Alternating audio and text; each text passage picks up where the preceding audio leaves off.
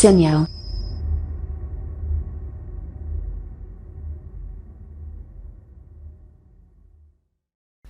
Nah, kita lihat contohnya di sini. Misalnya ada dua urutan X1 dan X2N, ya, seperti pada gambar di sini nanti.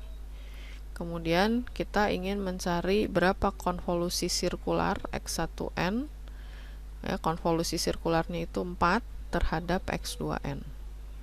Ya, 4 titik karena X1 dan X2-nya itu jumlahnya 4 titik di sini. Ya. Nah, kemudian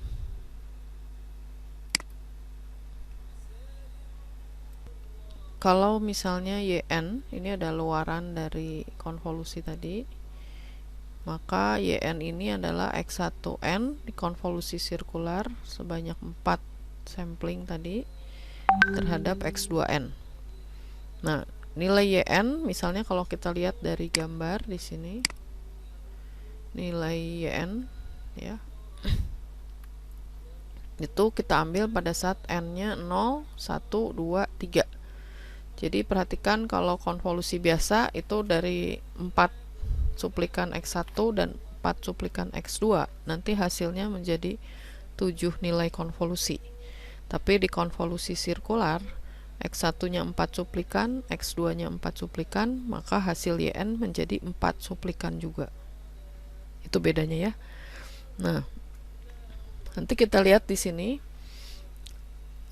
untuk misalnya X2N ini kita refleksikan dulu, kita cerminkan dulu ya.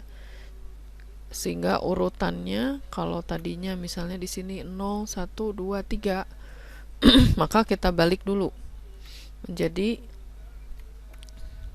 0, 3, 2, 1 itu ya, direfleksikan sirkular.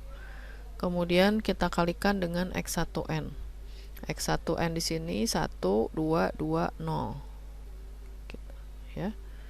Nah, kemudian baru kita cari pada saat N sama dengan 1, artinya urutan akan digeser 1 sampling ya, sehingga menjadi 1, 0, 3, 2. Nah, hati-hati waktu digeser itu juga translasi sirkular ya, maka dia akan menghasilkan Y1 nanti. Nah, kita lihat di gambar di sini. Ini adalah X1N. Jadi 1, 2, 2, 0 ya. X2N itu adalah 0, 1, 2, 3 ya. Ini kita akan konvolusi sirkular sebanyak 4 sampling karena di sini ada 4, di sini ada 4. Nah, pada saat N sama dengan 0, di sini X1N tetap ya, 1, 2, 2, 0. Sedangkan X2N ini adalah X2 0 min K mod 4 ya. 0 min K mod 4 ya. Maka di sini 0 min K mod 4 itu menjadi, ini dicerminkan dulu, kemudian Anda geser sebanyak K ya. Sini kita geserkan menjadi 3, 2, 1, 0 ya. 3, 2, 1, 0 itu posisinya, tapi N-nya kan di di luar N sama dengan 0 ya. Kalau Anda cerminkan itu kan di luar sini. Nah, Anda harus geser dulu, tapi gesernya nanti juga translasi sirkular. Gesernya sebanyak 4 kali ya. Berarti kalau digeser pertama 0-nya di sini, geser kedua, geser ketiga, geser keempat. Nah, keempat itu balik ke depan sehingga nanti dapat seperti ini. Ya. Ini adalah X2 0 min K mod 4. Nah, kemudian Anda kalikan antara N sama dengan 0 dengan N sama dengan 0 untuk X1. Jadi di sini kita punya 1 dikali 0, 0. Kemudian 2 dikali 3, 6. Kemudian 2 dikali 2, 4. 0 dikali 1, 0. Jadi 6 ditambah 4. Kita nanti akan dapat 10 di sini. Ya. Nah, kemudian di sini untuk n sama dengan 1, berarti x1 nya tetap. Nah, x2 nya berarti 1 min k mod 4. Artinya ini Anda geser lagi satu kali lagi, translasi sirkular. Ya, jadi di sini dapat 1, 0, 3, 2. Kemudian Anda kalikan 1 dikali 1 ditambah 2 kali 0 tambah 2 kali 3 tambah 0 kali 2. Maka kita akan dapat tadi nilai yang tidak 0 itu 1 dengan 6.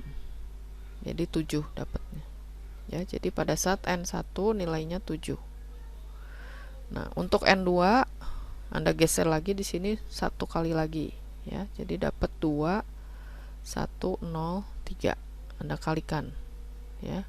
Anda kalikan kemudian dijumlah. Jadi 1 kali 2 2, 2 kali 1 2 berarti 4, ya. 2 tambah 2 4 tadi. 2 kali 0 0, 0 kali 3 0. Berarti kita dapat nilainya 4 untuk n sama dengan 2. Untuk n sama dengan 3, geser lagi satu kali lagi. Jadi kita punya 3 2 1 0.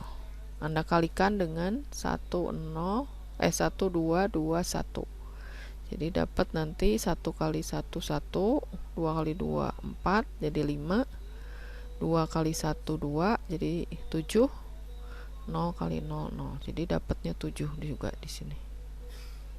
Gitu. Jadi ini adalah hasil circular convolution. Sampai sini ada yang mau ditanyakan dulu? Kita lanjutkan. Jadi x1k dan x2k itu kita nyatakan dengan DFT n titik, ya, dari x1n dan x2n. Konvolusi sirkular ini dapat diperoleh dengan menggunakan IDFT dari hasil kali DFT dari x1n dan x2n. Jadi ini berarti konvolusi sirkular itu adalah operasi yang lazim ketika kita bekerja dengan DFT, ya. Nah, kemudian bagaimanapun konvolusi linear ini seringkali diperlukan pada contoh-contoh untuk pengolahan sinyal digital, ya. Nah, sekarang pertanyaannya, dapatkah kita melaksanakan konvolusi sirkular untuk mendapat konvolusi linear? Ya, jawabannya bisa, ya. Jadi jika x1n dan x2n itu ada pada daerah terbatas dan kita memilih n yang cukup besar, maka konvolusi linear dan sirkular itu akan sama, ya, pada interval DFT.